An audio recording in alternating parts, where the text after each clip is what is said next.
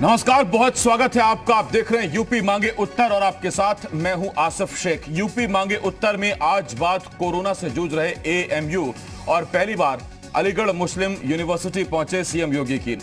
Corona से ठीक होने के बाद सीएम योगी हर उस जिले का दौरा कर रहे हैं जहां से कोरोना के बेकाबू होने की खबरें आ रही हैं। आज भी सीएम ने 3 जिलों का तूफानी दौरा किया। सीएम सबसे पहले अलीगढ़ पहुंचे, उसके बाद मथुरा और फिर आगरा जाकर सीएम ने कोरोना के खिलाफ की गई तैयारियों का जायजा लिया। लेकिन इसमें सबसे खास था सीएम का एएमयू दौरा। दरअसल पिछले 3 हफ्तों के अंदर अलीगढ़ मुस्लिम यूनिवर्सिटी के 16 प्रोफेसर्स की मौत हो चुकी है। कई कर्मचारी वायरस की चपेट में आ चुके हैं। सीएम ने 2 बार वीसी से फोन पर बात की, मगर बिगड़ते हालातों के बाद सीएम एएमयू पहुंचे और वीसी के साथ बैठक की, हालातों की जानकारी ली और जरूरी निर्देश दिए। उधर सीएम के दौरे के बाद विपक्ष सरकार पर निशाना साधता रहा तो सीएम एएमयू के जख्मों पर मरहम लगाने की कोशिश करते रहे। कई सवाल हैं जिनके जवाब जानने की कोशिश करेंगे। एक खास पैनल भी हमारे साथ जुड़ेगा, लेकिन आइए सबसे पहले एक रिपोर्ट देखते हैं।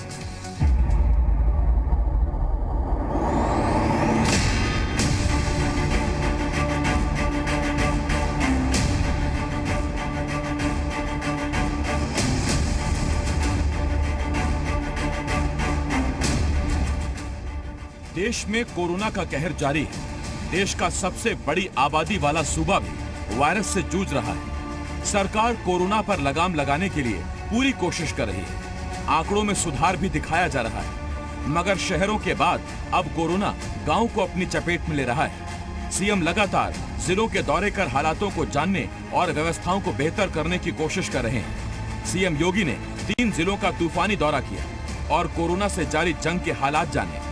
ये 3 तस्वीरें देखिए। सबसे पहले सीएम अलीगढ़ पहुंचे, जिसके बाद उन्होंने मथुरा का दौरा किया और फिर आगरा पहुंचकर व्यवस्थाओं का जायजा लिया।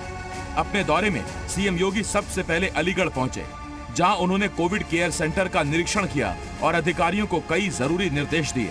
तो साथ ही सीएम योगी ने अलीगढ़ के डीएम वॉर रूम में लोगों से बात की। मगर सबसे अहम था सीएम का एएमयू दौरा। सीएम बनने के बाद पहली बार योगी ने कोरोना से जूझ रहे एएमयू जाकर वहां हालातों का जायजा लिया। तो साथ ही उन्होंने वीसी से बात की। सीएम ने लगातार हो रही प्रोफेसर्स और कर्मचारियों की मौत पर अफसोस जताया।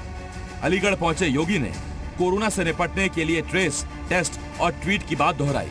सीएम योगी ने कहा कि कोरोना से घबराने की जरूरत नहीं है और न ही छिपाने की। उन्होंने कहा जरूरत है इलाज कराने की। सीएम ने कहा कि 12 दिनों में एक्टिव केस की संख्या में कमी आई है।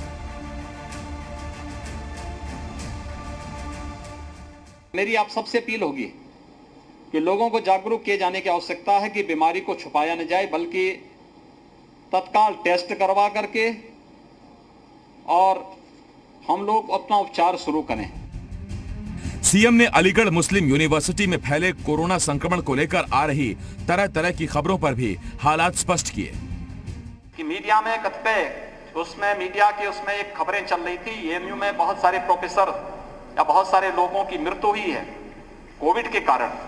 मैंने कल और परसों दोनों दिन एएमयू के वीसी साहब से भी चर्चा की थी और उन्होंने मुझे इस बारे में बताया कि हाँ, एएमयू में यहाँ पर 16 ऐसे लोग हैं जिनकी कोविड से मौत हुई है, जिनमें 10 की यहाँ हुई, 4 की अलग अलग स्थानों पर हुई और 2 दिल्ली में जिनकी मौत हुई थी।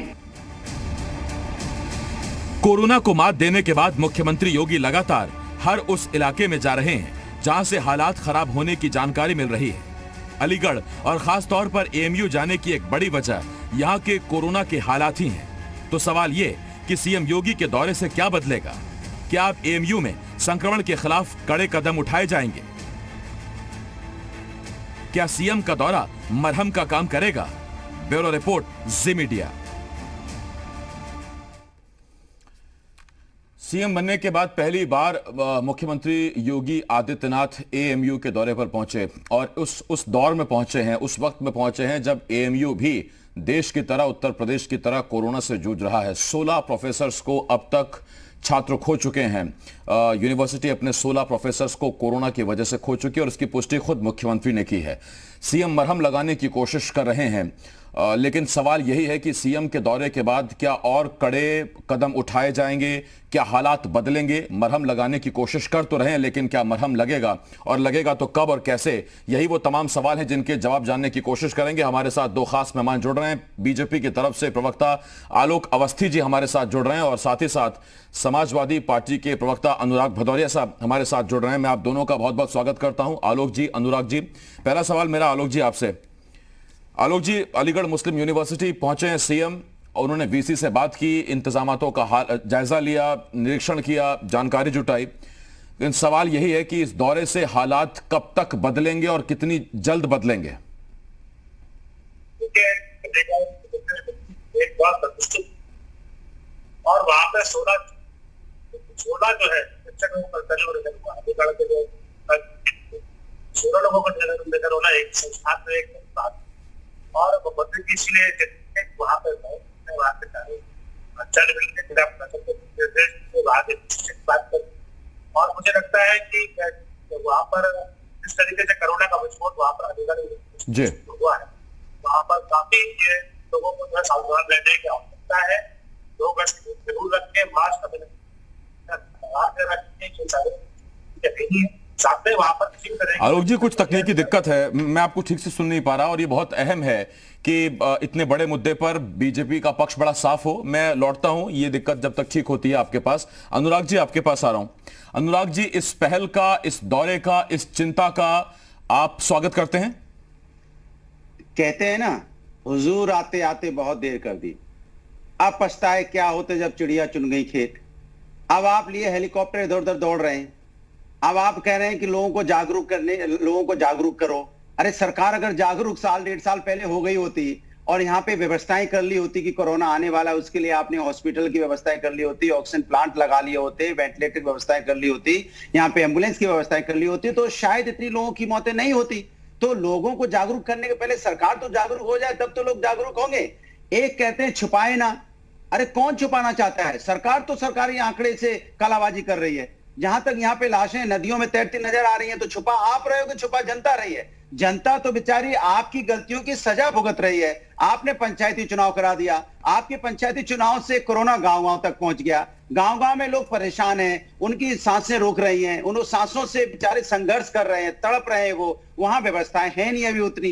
तो इसलिए मैं कहता हूं कि आपके ये चीज जो पहले होनी चाहिए थी, वो इतनी देर बाद हुई है, तब तक तो बहुत लोगों की जानें निकल गई। अब जिन लोगों की मौतें हो चुकी हैं, जिनका परिवार उजड़ गया है, क्या उनके परिवार के सदस्य वापस आएंगे? मैं ये सवाल में मेरा, मैं इस तरह की बातें करने से नहीं है, ये हमेशा ऐसे नहीं चलेगा कि आप लोग मरते रहेंगे और आप उसके बाद आके मरहम लगाते रहेंगे। मरहम की जरूरत नहीं है, जरूरत है लोगों को बचाने की। जहां लोग बचे, मरहम का क्या करेंगे? लोग तो चले जाते हैं, उसके मरहम का क्या करें बताइए आप? आपकी जिम्मेदारी बनती है कि लोगों की मौत ना हो। अरे जैसे कई जिले ऐसे थे जहां पे वेंटिलेटर थे, जैसे इटावा जैसे जिले में वेंटिलेटर थे, जो वेंटिलेटर चालू नहीं हो पाए समय से। अगर वो वेंटिलेटर समय से चालू हुए होते, जो आप जाके कुछ कार्य कर रहे हैं, कुछ लोग आए उसको चलाने के लिए, पहले अगर हुए होते तो शायद आज कितने लोगों की मौतें बच जाती हैं। ऐसी जगह हर आपको जिले में ऐसी देखने को मिला, आपको लखनऊ जैसी जगह में देखने को मिला जहां इतना बड़ा। तो अनुराग जी, वहां पे आपने जैसा कहा, शुरुआत में ही आपने कहा कि बड़ी देर कर दी हुजूर आते आते, तो वाकई बहुत देर हो गई है, या दूसरी कहावत यह भी है कि देर आए दुरुस्त आए? लेकिन सर, इसमें देर आए दुरुस्त आए नहीं चलता है। जिसके परिवार का सदस्य चला जाता है, पूरी जिंदगी बर्बाद हो जाती है। जिस माँ का बेटा चला जाता है, उसे बेटा नहीं मिलता। जिस बच्चे का बाप चला जाता है, उसे बाप नहीं मिलता। जिस पत्नी का स्वाग उजड़ जाता है, उसका स्वाग वापस नहीं आता। इसलिए आप ये मत करो, जिसकी बहन की डेथ हो गई, जिसकी माँ की डेथ हो गई, जिसके पिताजी की डेथ हो गई, जिसके रिश्तेदारों की डेथ हो गई, क्या ये भरपाई हो सकती है? क्या मैं आपसे पूछ रहा हूं, क्या बाप मिलेगा किसी बच्चे को दोबारा? छोटे छोटे बच्चे अनाथ हो गए, और आप कह रहे हो कि नहीं देर आए दुरुस्त आए। कोई देर आए दुरुस्त नहीं आई, इसमें कहावत एकदम फिट नहीं बैठती है। हुजूर आते आते आपने बहुत देर कर दी, तब तक हमारा पूरा चमन उजड़ गया यहाँ पे। और किस तरह की हालत उत्तर प्रदेश में हो गई आप सोचिए। नदियों में कभी हम लोगों ने सोचा था कि उत्तर प्रदेश में ऐसी सरकार आएगी कि यहाँ हमारी लाशें नदियों में तैरती नजर आएंगी, और उसको किस तरह से कुत्ते उसके अगल बगल घूमते नजर आएंगे? क्या ये मंजारा हमने कभी सोचा भी था? क्या हमारे सपने में भी था कि गिद्ध घूमेंगे हमारे अपनों की लाशों के ऊपर में, और हमारे शमशान घाट में वहां लकड़ियां जलाना कम पड़ जाएगा, शमशान घाट में जगह कम पड़ जाएगी, तो लोग उसको नदी में से बहा देंगे। अनुराग जी, वक्त बहुत है हमारे पास, कि नहीं, और बिहार आपने जो का ये उत्तर पॉइंट्स प्रदेश का उठाए उत्तर हैं प्रदेश का, बिहार इस का पर हम है, जरूर चर्चा करेंगे और डिबेट का हिस्सा भी रहेगा। मैं अनुराग जी लौट रहा हूं आपके पास। हमारे साथ आलोक अवस्थी जी जुड़े हुए हैं। अनुराग जी आ रहा हूं मैं आपके पास, अभी बहुत वक्त है और इन सब पर हम चर्चा करेंगे। सरकार की इस चर्चा से हटेंगे नहीं, मैं इस पर आता हूं आपके पास अनुराग जी। आलोक जी आपके पास आ रहा हूं और अब आप अपनी बात रखिए। सवाल मैंने आपसे पूछा तो उस वक्त मैं आपको ठीक से सुन नहीं पाया, अब आप बोलिए। देखिए, मैंने पहले भी कहा है, समाजवादी पार्टी के प्रवक्ता जिस तरह का आरोपन कर रहे हैं इनको तो मैं यही कहूंगा कि आप बहुत गंभीर प्रवक्ता है अनुराग जी, लेकिन आपके नेता ने कितना भ्रम फैला दिया। आपके नेता ने कह दिया कि जो है भाजपा की वैक्सीन है मत लगवाना, खुद भी कोरोना से ग्रसित हो गए अखिलेश यादव जी, और हमारे साथी प्रवक्ता होते थे जगदीश सिंह यादव, आज वो इस दुनिया में नहीं है क्योंकि उन्होंने भी यही वादा किया था। आपके नेता आजम खान भी आज कोरोना से पीड़ित थे। कितने नेता समाजवादी पार्टी का कोरोना से पीड़ित हुए, खाली एक आपकी बेवकूफी के या गलती से आपके नेता के। अच्छा, मेरी बेवकूफी की वजह से हमने ऑक्सीजन प्लांट नहीं लगाया, हमने यहाँ हॉस्पिटल की व्यवस्था ही नहीं की, हमने बेड की व्यवस्था ही नहीं की। मतलब सरकार को जो करना चाहिए वो हमें करना चाहिए था। कमाल की बात कर रहे हैं आप, बोलते हुए जीभ नहीं लड़खड़ा रही है आपकी। क्या आप कह रहे हो कि हमने ऑक्सीजन प्लांट नहीं लगाया तो सरकार किस लिए थी यहाँ पे? हमको जो हॉस्पिटल अनुराग जी सुन तो लीजिए, कहना क्या चाहते हैं, उसके बाद फिर मैं आपके पास आऊंगा ना। समाजवादी सरकार में बना था, ये रामनोहन लोहिया भी समाजवादी पार्टी सरकार में बना था। यहाँ पे जो कैंसर हॉस्पिटल, नहीं अनुराग जी एक मिनट, आप सुन तो लीजिए पहले एक बार। हॉस्पिटल भी समाजवादी पार्टी। अनुराग जी सुनिए तो सही, मैं आता हूँ आपके पास, पहले सुन लीजिए आलोक जी क्या कह रहे हैं। पीजीआई में भी ओपीडी समाजवादी ने की, गोरखपुर में भी जो आपका बीआईडी कॉलेज है उसको भी समाजवादी ने अपग्रेड किया। आप समाजवादी की बात सर, मैं बिल्कुल नहीं चाहता कि ये सियासी आरोपों और प्रत्यारोपों में ये डिबेट फंस जाए।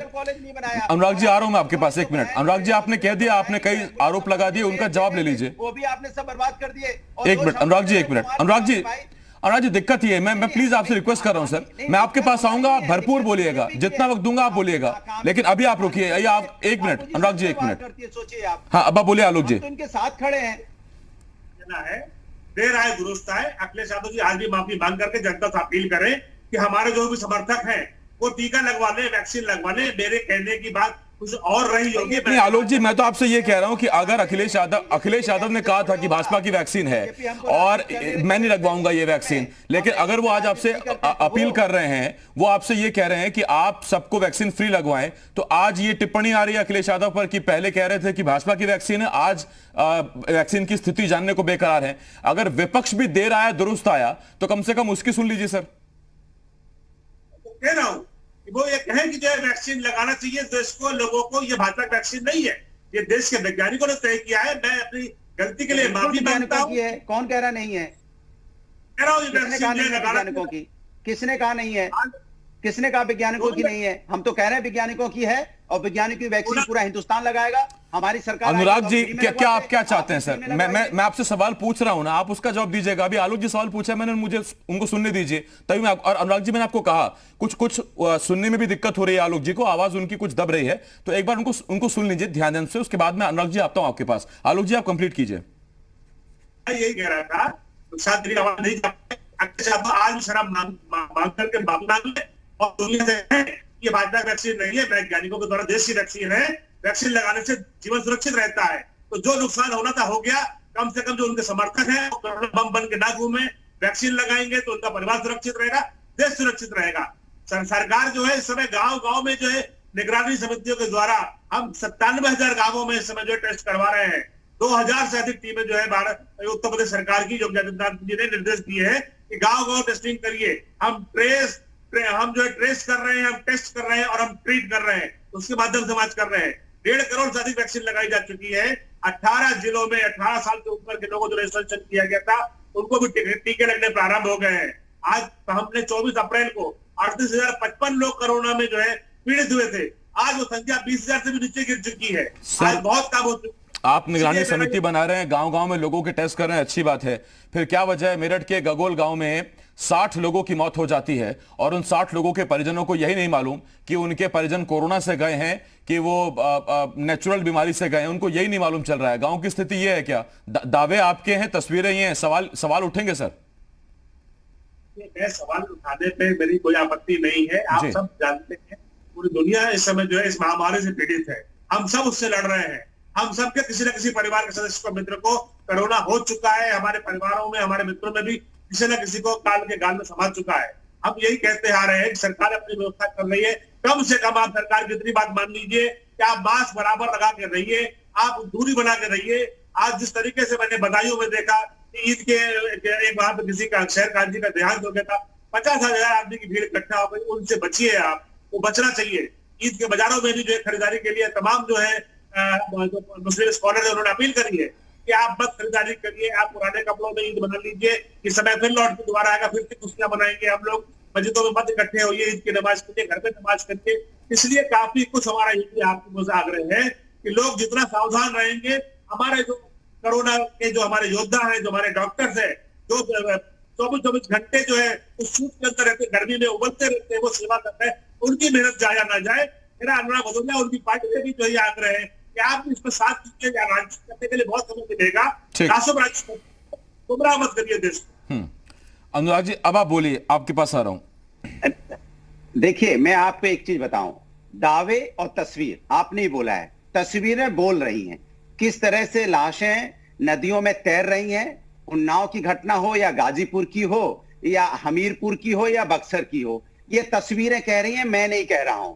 अगर मैं कह रहा हूं तो आप बताइए। और भारतीय जनता पार्टी की सरकार की गलत नीतियों से, गलत फैसलों से ये चुनाव, ये पंचायती चुनाव, गांव-गांव तक आपने कोरोना पहुंचा दिया, और कोरोना पहुंचाने के बाद आप कह रहे हो हम टेस्टिंग करवाएंगे। अरे भैया टेस्टिंग तो आप करवा भी नहीं पाओगे, लेकिन आपने जो कोरोना पहुंचाया उसकी सजा किसको मिलनी चाहिए? उसकी सजा तो सरकार को मिलनी चाहिए। तो सरकार कौन सी सजा भुगतने को तैयार? सरकार तो अपनी सजा मुकर करे, वे कहे कि हमसे गलती हुई है और सजा मुझे दे दो भाई, मैं खड़ा हूं मेरे आपके सामने। तो आप उस पर तो कोई बात नहीं करना चाहते, आए बाएं साए बोलने लगते हो, ये कर दिया, वो कर लिया, इन्होंने वैक्सीन, हमने बोला कि आपकी क्या वैक्सीन वैक्सीन वैक्सीन चिल्ला रहे हो। मैं कह रहा हूं ये विज्ञानिक की वैक्सीन है, हम सब लगाएंगे, उसमें कौन सी बड़ी बात है, वैज्ञानिकों को लगाएंगे। भारतीय जनता पार्टी के भ्रष्टाचार पे सवाल उठा था कि भारतीय जनता पार्टी का भ्रष्टाचार ऐसा है कि शामली में 3 महिलाएं इंजेक्शन लगाने गई तो उन्होंने वैक्सीन लगाने की जगह कुत्ता काटने वाला इंजेक्शन लगा दिया था, आपने देखा होगा। यही भारतीय जनता पार्टी, वहां पे पीपी किट का घोटाला हुआ, कोरोना के टाइम में मेडिकल इक्विपमेंट का घोटाला हुआ। यही सरकार है जो ऑक्सीजन प्लांट नहीं लगा पाई, बेड की व्यवस्था नहीं कर पाई, एम्बुलेंस नहीं दे पाई, वेंटिलेटर नहीं दे पाई,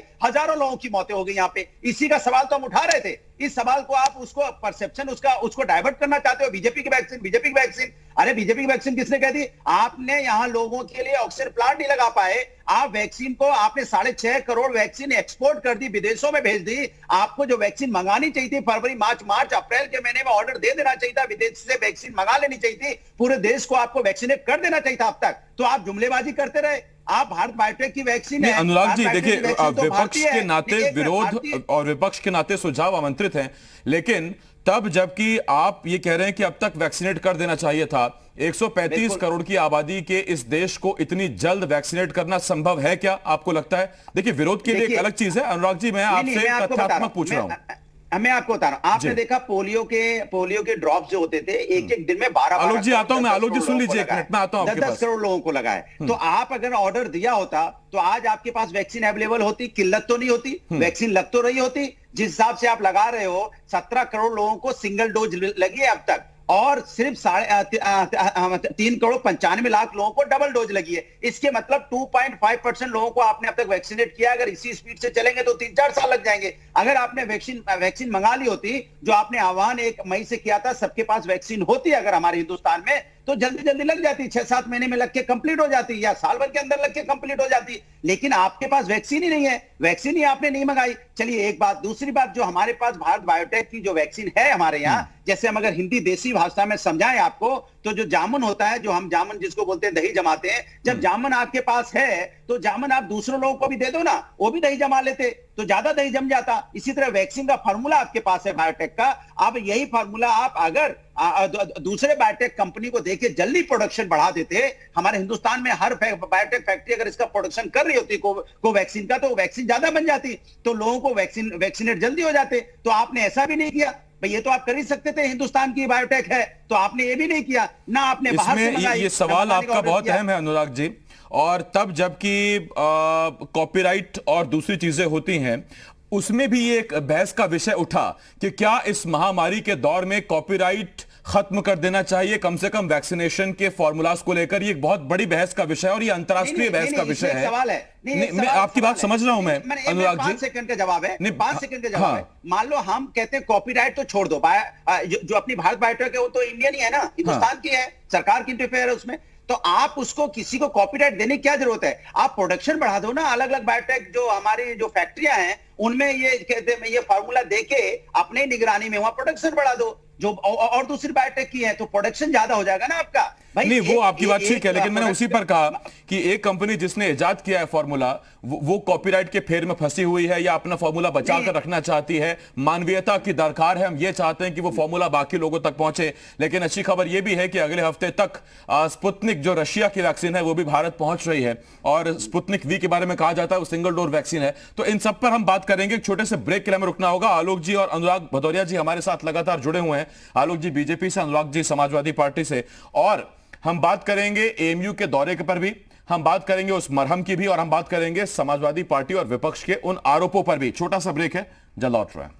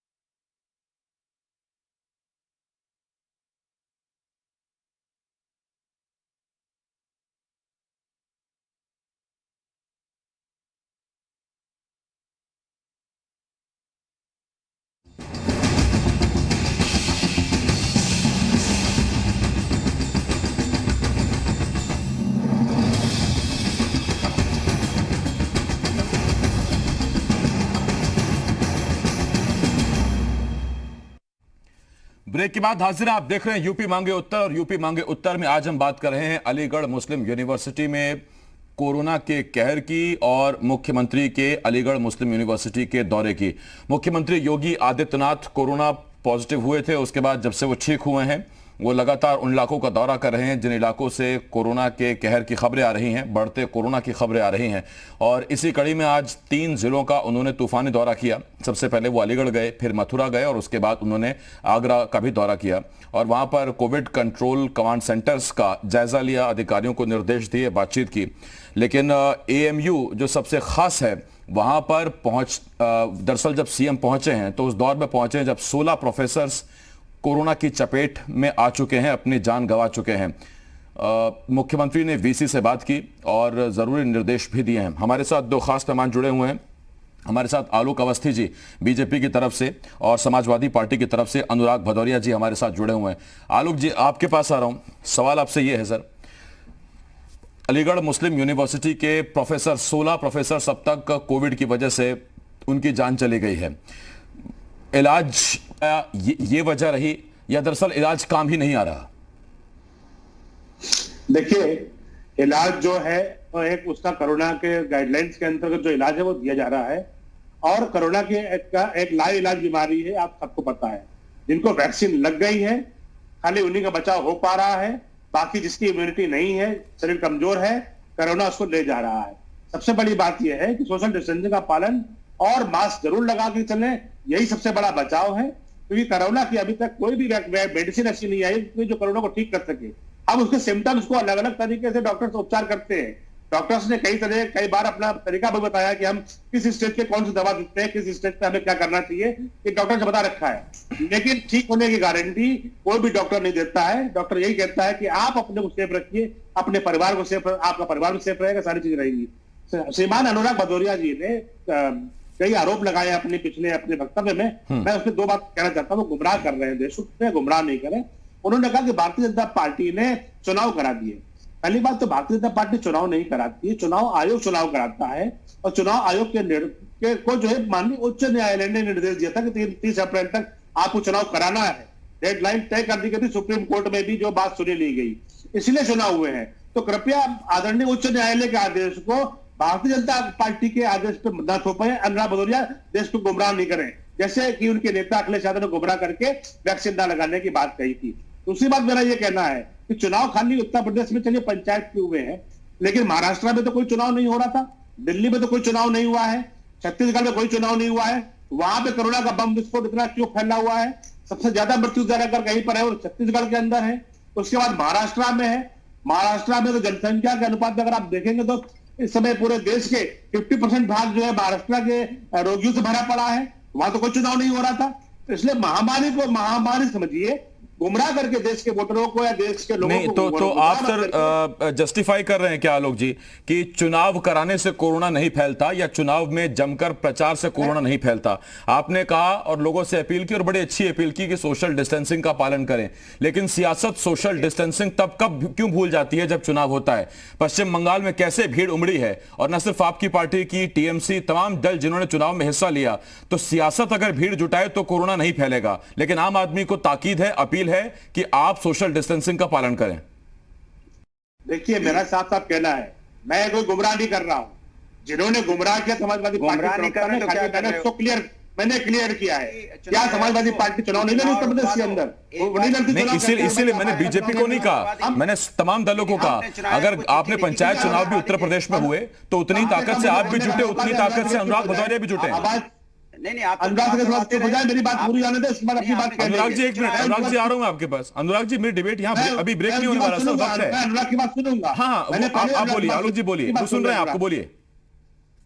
हाँ, देखिए, सबसे बड़ी बात यह है कि हम राजनीतिक दल हैं। अगर चुनाव होगा तो चुनाव में राजनीतिक दल जाएंगे। चुनाव आयोग ने बंगाल में चुनाव कराया, केरल में चुनाव कराया, क्या खाली भारतीय जनता पार्टी के नेता ने करी? क्या TMC के नेताओं ने वहां पे रैलियां नहीं करी? क्या राहुल गांधी ने रैलियां नहीं करी? क्या समाजवादी पार्टी के नेता रैलियों में नहीं करने गए? हर पार्टी के दलों ने वहां पर जो है रैलियां करी है। तो खाली भारतीय जनता पार्टी को ठीकरा फोड़ने का आलोक जी आप समझ नहीं रहे हैं। मैंने आपसे ये कहा आलोक जी कि चुनाव आयोग ने कहा कि चुनाव होगा, कोर्ट ने कहा कि चुनाव कराइए।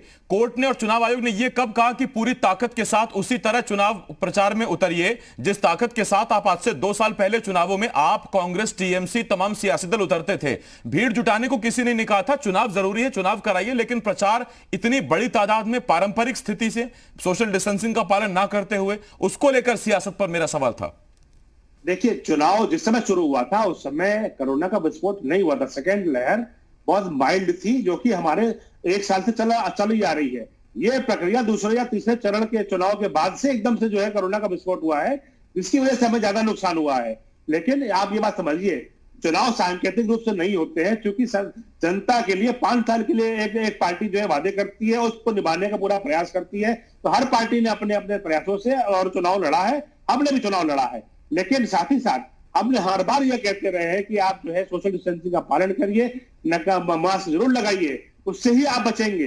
कोरोना का जो आपको टीके लग रहे हैं, उस आपको जब नंबर आए आप टीका जरूर लगवाने जाइए। आपने देखा होगा शुरू में कांग्रेस के लोगों ने कितना टीके के लोगों को गुमराह किया कि अभी सेकंड फेज का जो है वो खाली इनको हुआ, थर्ड फेज का अभी जो है क्लियरेंस नहीं आई है, सक्षम कमेटी से अभी नहीं लगाना चाहिए, पहले प्रधानमंत्री कोरोना का टीका लगाए। जबकि प्रधानमंत्री जी ने कहा था कि पहले हमारे जो फ्रंट लाइन वर्कर है उनको टीका लगाएंगे, उसके बाद जो है हम सबको लगवाएंगे। और उसका नतीजा देखिए, आज फ्रंट लाइन वर्करों को लगाने की वजह से आज हमारे डॉक्टर्स, हमारे जितने भी पैरामेडिकल स्टाफ है, हमारे जो कोरोना वॉरियर है, आज सुरक्षित है। इसमें से किसी की भी मृत्यु नहीं हुई है। जिन्होंने आपके पास अनुराग जी बहुत अच्छे सुन रहे हैं आपको। हाँ, मैं आता हूं आलोक जी आपके पास। अनुराग जी, जैसा अभी आलोक जी ने कहा कि जिस वक्त चुनाव हुए, दरअसल उस वक्त माइल्ड हो रहा था कोरोना और दूसरी लहर इतनी तेज आई नहीं थी।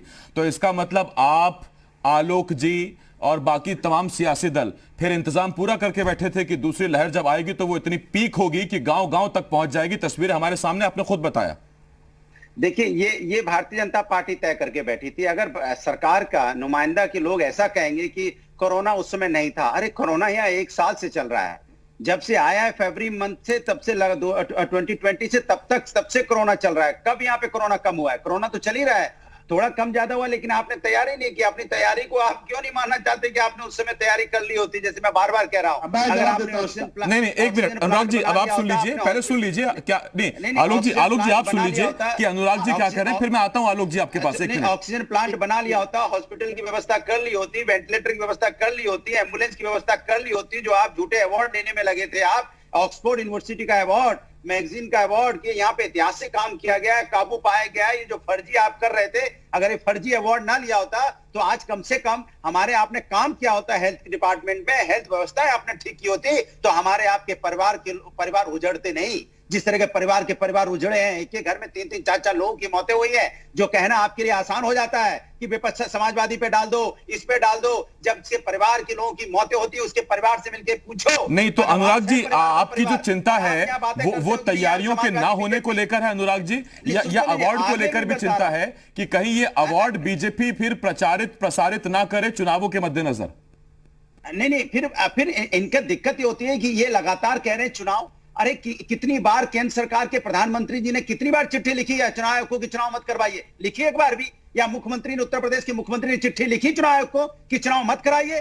कहा एक बार भी? कहते लड़ जाते, कहते हम नहीं चुनाव करवाएंगे, यहाँ कोरोना है। तो आपको हाई कोर्ट क्या, सुप्रीम कोर्ट भी आपको बोलता नहीं करवाने की जरूरत है, क्योंकि वो भी संवेदनशील है। आज आप काम नहीं कर रहे हो प्रभु, ना आपकी केंद्र सरकार काम कर रही है, ना आपकी राज्य सरकार काम कर रही है। माननीय हाई कोर्ट और सर्वोच्च न्यायालय काम कर रहा है। वो कहता है आपको नरसंहार है, आप तो आंकड़ों से कलाबाजी कर जाते हो। आपकी बेशर्मी इतनी है कि आप आंकड़े छुपा देते हो।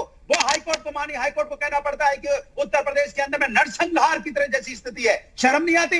हाँ नहीं, वो टिप्पणी बिल्कुल याद है, सबको याद है अनुराग जी, जिसमें कोर्ट ने कहा कि अगर ऑक्सीजन जरूरतमंद तक नहीं पहुंचाई जा रही है तो इसे नरसंहार क्यों ना कहा जाए। ये कोर्ट की टिप्पणी थी और बिल्कुल वाजिब, अपने ये वाली बात थी कि टिप्पणी कोर्ट ने की थी। एक तरफ मैं आता हूं अनुराग जी आपके पास। अनुराग जी, अब आप अपने सवालों का जवाब ले लीजिए। एक सेकंड दे दीजिए ना, एक सेकंड। हाँ अनुराग जी बोलिए। सुप्रीम कोर्ट ने कहा केंद्र सरकार को कि आप शुतुरमुर्ग की तरह, हम नहीं छुप, जैसे आप शुतुरमुर्ग की तरह अपनी गर्दन उसमें बालू में छुपा के बैठ गए कि तूफान नहीं आया है। पूरे हिंदुस्तान में तूफान आया, त्राही मच गई, और भारतीय जनता नहीं पार्टी अनुराग जी, ये तो अंडरस्टूड है सर। देखिए ये तो बड़ा जग जाहिर है कि जब कोई सरकार होती है अच्छा काम करेगी तो वाहवाही भी लूटेगी, वाहवाही मिलेगी, और अगर काम ठीक नहीं करेगी तो फिर उस पर टिप्पणियां भी होंगी, आलोचना भी होंगे, सवाल भी उठेंगे। मैं आ रहा हूं अनुराग जी आपके पास। आलोक जी अब मैं आपके पास आ रहा हूं। एक तरफ WHO की तारीफ, एक तरफ आपके सर्टिफिकेट्स, आपके अवार्ड्स, और दूसरी तरफ कोर्ट की टिप्पणियां जिन पर इशारा कर रहे हैं अनुराग भदौरिया जी, और जिन जिन टिप्पणियों का ये जिक्र हुआ है, तो कोर्ट देख रहा है, इन चीजों को समझ रहा है, तभी तो ये टिप्पणियां हो रही है ना सर। देखिए मैं साफ कह देता हूं, जो पहली लहर जो कोविड की आई थी उसमें 500 पेशेंट में मात्र 40 लोगों को ऑक्सीजन की आवश्यकता पड़ती थी। जो सेकेंड लेयर आई है वो इतनी घातक है कि अब 500 पेशेंट के ऊपर 450 लोगों को ऑक्सीजन की जरूरत पड़ती है। और अनुराग भदौरिया जी का जो कहना है कि हमने कुछ नहीं किया है, तो हम बता देना चाहते हैं कि आजादी से 70 साल के अंदर खाली 12 मेडिकल कॉलेज बने थे प्रदेश के अंदर, उत्तर प्रदेश के अंदर। सरकार योगी सरकार ने बाद से 30 मेडिकल कॉलेज बन चुके हैं। उसमें आजादी की अरे आप सुन लीजिए भाई अनुराग जी, आप अपने बारे में चुप है, बोलते रहे, मैं अनुराग जी कम से कम ध्यान से सुनने का प्रयास करें। सुन लीजिए एक मिनट, आप मैंने आपको सुना अनुराग जी, एक मिनट अब आप सुन लीजिए आलोक जी क्या कह रहे हैं, उसके बाद जो भी आपको लगे गलत टिप्पणियां हैं या गलत आंकड़े हैं आप उसका खंडन करिएगा। 70 साल की जरूरत पड़ रही थी आपको अनुराग जी, आप अगर शांत रहेंगे तो अनुराग जी प्लीज, अनुराग जी एक मिनट, अनुराग जी प्लीज, आलोक जी बोलिए। जवाब देने का नहीं एक मिनट, आलोक जी एक मिनट, आलोक जी एक minute, Anurag ji please, Anurag ji please, बहुत अहम मुद्दा है सर। आपकी टिप्पणियां सुन ली, आपके आरोप सुन लिए, जवाब तो ले लीजिए। एक तरफा आरोप लगाएंगे, जवाब नहीं लेंगे अनुराग जी, कैसे चलेगा? मैं आया ना था आपके पास। कितना टाइम लगता है प्रभु, कितना टाइम लगता है एम्बुलेंस यहाँ पे खरीदने में, संचालित करने में? अरे आप चुप रहे। हाँ, तो कितना टाइम लगता है तो ये जान लीजिए ना अनुराग जी। अगर आप पूछ रहे हो कितना टाइम लगता है तो पूछ लीजिए ना कि इतने टाइम में क्यों नहीं खरीदे, जवाब तो ले लीजिए। आलोक जी अब आप बोलिए। एक मिनट अनुराग जी प्लीज मजबूर मत करिए सर। अनुराग जी मैं आपसे आखिरी बार कह रहा हूँ सर, प्लीज एक मिनट सुन लीजिए। अनुराग जी एक मिनट अनुराग जी, नहीं अनुराग जी एक मिनट आप रुकिए अनुराग जी, एक मिनट रुकिए आप। जुमला फेंक देंगे ये अनुराग जी एक मिनट, कोई हॉस्पिटल चलता दिखाई दे रहा तो बता दीजिए। अरे सर एक तरफा डिबेट कैसे चलेगी सर? आप बोलते रहेंगे, सुनेंगे नहीं क्या किसी को? अनुराग जी रिक्वेस्ट कर रहा हूं मैं आपसे, एक मिनट रुकिए आप। आलोक जी बोलिए बात। देखिए ये बड़ा अशोभनीय है अनुराग जी की जो कि ट्रेनिंग वैसी है, ऐसी पार्टी है इनकी गुंडागर्दी करने की। नहीं उनकी ट्रेनिंग से किसी की जान नहीं जा रही सर, वो छोड़िए। मैं तो आपसे सवाल जो पूछ रहा था उसका जवाब दीजिए आप। ये इनकी यहाँ परिपाटी है, इनके परिसर सिखा रहा है। मैंने ये कहा वो ट्रेनिंग पार्टी वो छोड़ दीजिए, मैं तो आपसे पूछ रहा था सवाल, आप जो कहना चाहते थे वो कहिए आप। मुझे कहने दीजिए, क्योंकि अनुराग भदौरिया बोलने नहीं देते हैं तो अपनी बात भी कहेंगे। नहीं मैंने रोका उनको, आप बोलिए। देखिए अनुराग भदौरिया जी जो कह रहे थे कि हमने कोई इंतजाम नहीं किया, ये प्रवृत्तियां गलत है। मैं फिर से दोहराता हूं, आजादी से 70 साल के अंदर मात्र 12 मेडिकल कॉलेज थे, हमने 30 मेडिकल कॉलेज की संख्या अब कर दी है। इस समय 674 चिकित्सालय जो है कोविड का इलाज कर रहे हैं। पहले एक भी लैब उत्तर प्रदेश के अंदर नहीं थी, आज 254 लैब जो है उत्तर प्रदेश के अंदर काम कर रही है। हमको WHO ने भी जो है चुनाव पर इसके कोरोना प्रबंधन के लिए योगी आदित्यनाथ की तारीफ करी है। और आज जो हम गांवों में निगरानी समितियों के द्वारा 97,000 गांवों में जो 2000 समितियां काम कर रही है, उसका भी WHO ने अपनी टीम भेज करके जो है तारीफ करी है। तो ये बात कहना कि हमने इंतजाम नहीं किया, ये गलत बात है। 70 साल का अगर इंफ्रास्ट्रक्चर खड़ा किया होता जिसमें अधिकतर कांग्रेस सरकार रही है और 15 साल कांग्रेस समाजवादी पार्टी सरकार रही है, इन्होंने इंफ्रास्ट्रक्चर खड़ा किया होता तो आज ये तो नौबत नहीं आती हमारे पास। हमने इंफ्रास्ट्रक्चर कोविड के चलते तैयार किया हुआ है, इसलिए जो है इनको इस तरह की बातें जो है ये हमारी बात आवाज से निभाना चाहते हैं। आज पर्याप्त मात्रा में जो है 1,60,000 हमारे पास L1 के बेड है, 65,000 के आसपास हमारे पास L2 L3 और ऑक्सीजन युक्त और वेंटिलेटर युक्त बेड है, जो पहले कभी नहीं थे। 337 भारत सरकार के सहयोग से PM केयर के फंड से ऑक्सीजन प्लांट उत्तर प्रदेश के अंदर लग रहे हैं। तमाम कंसंट्रेटर, तमाम जो है क्रायोजेनिक कंटेनर उत्तर प्रदेश के अंदर लाए गए हैं। इस समय हमारे पास 97 से अधिक जो है टैंकर जो है पहले हमारे पास नहीं होते थे, और 97 से अधिक टैंकर जो है इस समय पूरे प्रदेश में ऑक्सीजन लेकर के जा रहे हैं। इस तरह की बात इनको नहीं कहना चाहिए था। मेरा साफ साफ कहना है, हम 1.5 करोड़ से अधिक वैक्सीन लगा चुके हैं, 4.5 करोड़ से अधिक टेस्टिंग कर रहे हैं हम लगातार, रोज की रोज 250 से अधिक टेस्टिंग रोज कर रहे हैं। टेस्टिंग में कहीं भी गिरावट नहीं आई है, टेस्टिंग में एक दिन तो 3 लाख का आंकड़ा छुआ गया था। 250 नहीं 2.5 लाख कही है सर, रोजाना 2.5 लाख टेस्टिंग हो रही है, वो 250 आपने कह दिया। मैं तो आपसे एक बात आलोक जी ये पूछ रहा हूं, आप कंसंट्रेटर आप ले लीजिए, आप वेंटिलेटर से इकट्ठा कर लीजिए, स्टाफ होना जरूरी है कि नहीं? अभी यही खबर है सीएचसी के पीएचसी के कुल 11 प्रभारियों ने इस बात को लेकर सामूहिक इस्तीफा दे दिया उत्तर प्रदेश में कि प्रशासनिक अधिकारी उनसे ठीक से बात नहीं करते। एक तरफ फ्रंटलाइन वर्कर्स को, फ्रंटलाइन वॉरियर्स को हम सराखों पर बैठा रहे हैं इस वक्त, और आपके अधिकारी उनसे ठीक से बात नहीं करते सर। देखिए, तनाव का माहौल है, ये हम सब जानते हैं। तनाव प्रशासनिक अधिकारियों के ऊपर भी है, तनाव और का माहौल डॉक्टर्स और पैरामेडिकल स्टाफ के भी है। सरकार का काम है दोनों को में सामान्य से बैठाना। जहां पर यह घटना आई थी वहां पर बात करी गई है, सामान्य से बैठ गया है। अब कोई ऐसी कोई भावना नहीं है। और ये बात आप सोचते हैं ये हर घर में होता है। घर में भी जब तनाव होगा तो अगर हमारे पिता भी नाराज होंगे तो हमारी बात पे वो हर बात गलत जवाब दे देंगे। उसी तरीके से ये हमारा समाज है, हमको हर व्यक्ति को सुनना है और उसकी बात का समाधान निकाल करके काम करना है। ये कोई डिक्टेटरशिप नहीं है, लोकतंत्र है। हर आदमी को अपनी बात कहने का अधिकार है। विपक्षी दल भी आरोप लगाता है, लेकिन विपक्षी दल जवाब नहीं सुनना चाहता है। विपक्ष खाली आरोप लगाकर भाग जाना चाहता है, उसकी कोई जिम्मेदारी नहीं है। नहीं तो फिर कुछ नए आरोपों के लिए तैयार है सर। अनुराग जी के पास जा रहा हूं मैं, आलोक जी, और डिबेट का मकसद भी यही है कि विपक्ष के सवाल हैं, हमारे सवाल हैं, उनके जवाब सरकार को देने हैं, सरकार जवाबदेह है। आलोक जी आता हूं मैं आपके पास, अनुराग जी आपके पास आ रहा हूं। अनुराग जी, इसी डिबेट में हम कितनी बार साथ बैठ चुके हैं, जब डॉक्टर स्पेशलिस्ट जुड़ते हैं हमारे साथ, कोविड एक्सपर्ट, उनसे मैंने कई बार सवाल पूछा कि क्या हमारे डॉक्टर्स, हमारे एक्सपर्ट्स ये अंदाजा लगाने में नाकाम रहे, ये अंदाजा नहीं लगा पाए कि हमें दूसरी लहर में ऑक्सीजन इतनी बड़ी मात्रा में चाहिए होगी। इस पर मैंने ये भी तर्क रखा था, जो आम आदमी को भी लगता होगा शायद, कि जब हम जानते हैं कि ये वायरस सीधा लंग्स पर अटैक करता है और हम एक ही गैस लेते हैं जीने के लिए और वो है ऑक्सीजन, तो क्या ऑक्सीजन पर्याप्त मात्रा में बनाई और स्टोर नहीं की जानी चाहिए थी? तो उस पर उन्होंने कहा था कि हमें नहीं मालूम कि ऑक्सीजन इतनी बड़ी तादाद में चाहिए होगी। जब ऑक्सीजन की इतनी बड़ी तादाद में जरूरत पड़ने लगी, सरकार के उस वक्त इंतजामों से आप खुश हैं, आप संतुष्ट हैं? अभी जो ऑक्सीजन तैयार की जा रही है, मंगाई जा रही है और स्टोर की जा रही है, या अभी भी आपको लगता है कि नहीं, जरूरत और ज्यादा है? मैंने आपको क्या बोला, हुजूर आते आते बहुत देर कर दी। अब तो परिवार के परिवार उजड़ चुके हैं, क्या उनके परिवार के सदस्य वापस आ जाएंगे? एक बात। दूसरी बात, भारतीय जनता पार्टी कितनी जुमलेबाज पार्टी है और टीवी में कैसे झूठ बोलती है जनता के सामने। 30 मेडिकल कॉलेज, अभी नाम पूछ दूंगा तो डिबेट छोड़ के ना भाग जाए तो बता देना मुझे। 30 मेडिकल कॉलेज, ये 3 मेडिकल कॉलेज बता दें जो चालू हो गए हैं। समाजवादी जो मेडिकल कॉलेज बना के गई है वही समाजवादी के बनी हुई मेडिकल कॉलेज है। जो हेल्थ व्यवस्था है ना, हेल्थ व्यवस्था आज से नहीं, समाजवादियों की जब जब सरकार रही है हमने हेल्थ पे काम किया है। इनकी जब जब सरकार उत्तर प्रदेश में रही है एक मेडिकल हॉस्पिटल नहीं बनाया, चाहे वो कल्याण सिंह जी की गवर्नमेंट हो, चाहे राजनाथ सिंह जी की गवर्नमेंट हो। समाजवादी पार्टी के सरकार में चाहे वो सैफई का मेडिकल कॉलेज हो, राम लोहिया मेडिकल कॉलेज हो, या आजमगढ़ का मेडिकल कॉलेज हो, या जौनपुर का हो, या गोरखपुर का हो, या बदायूं का हो, या मैनपुरी का हो, कहीं भी ले लो आप, हमने सिर्फ हॉस्पिटल को अपग्रेड करने का काम किया है। हमने हमेशा से यहाँ पे एक्सप्रेस वे, जैसे आपने देखा, इनसे पूछोगे तो अभी फर्जी बोल देंगे हमने एक्सप्रेस, फिर बताएंगे क्या चल रहा है काम। मैं इनका चल ही रहा है, मतलब जब से आए सरकार में 4.5 से बनाएंगे, करेंगे, मैंने लंबी लंबी फेंकते हैं, लेकिन एक भी पूछो एक्सप्रेस वे पे गाड़ी चलती हुई दिखा दो, मुझे वीडियो दिखा दो बस, या इनका बनाए मेडिकल कॉलेज में एक गाड़ी एम्बुलेंस घुसता हुआ दिखा दो कि एम्बुलेंस घुसा कोविड के हॉस्पिटल में, लोग वहां भर्ती हैं।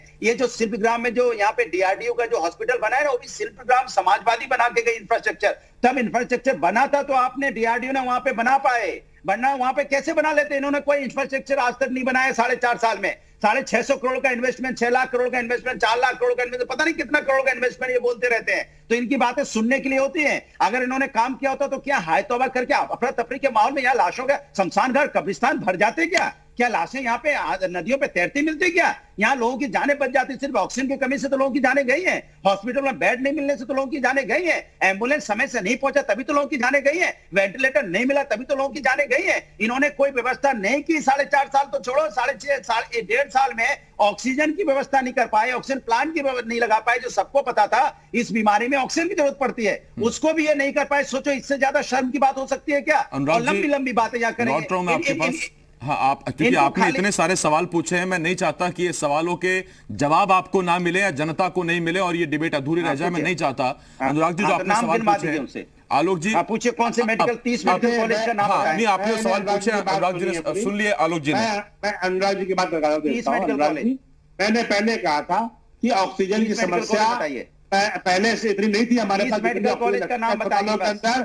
अस्पतालों के अंदर था, क्योंकि पहले 500 मेडिकल 500 पेशेंट के ऊपर आलोक जी, अनुराग जी ने कहा कि 30 मेडिकल कॉलेज आपने कहा, तो आप उनके नाम बता दीजिए। आप अपने जवाब में प्राथमिक उसे जवाब देना चाहेंगे, बाद में देना चाहेंगे? भदौरिया के सवाल का जवाब यहाँ पर नहीं बैठा हूँ। पहली चीज मेरे पास 30 मेडिकल कॉलेज का नाम याद नहीं है, लेकिन मैं अनुराग भदौरिया को मैं दे दूंगा सारे नाम। 30 मेडिकल कॉलेज सरकार ने बनाए हैं, ये कोई भारतीय जनता पार्टी ने नहीं बनाए हैं, ये कोई समाजवादी पार्टी ने नहीं बनाए हैं, सरकार ने बनाए हैं।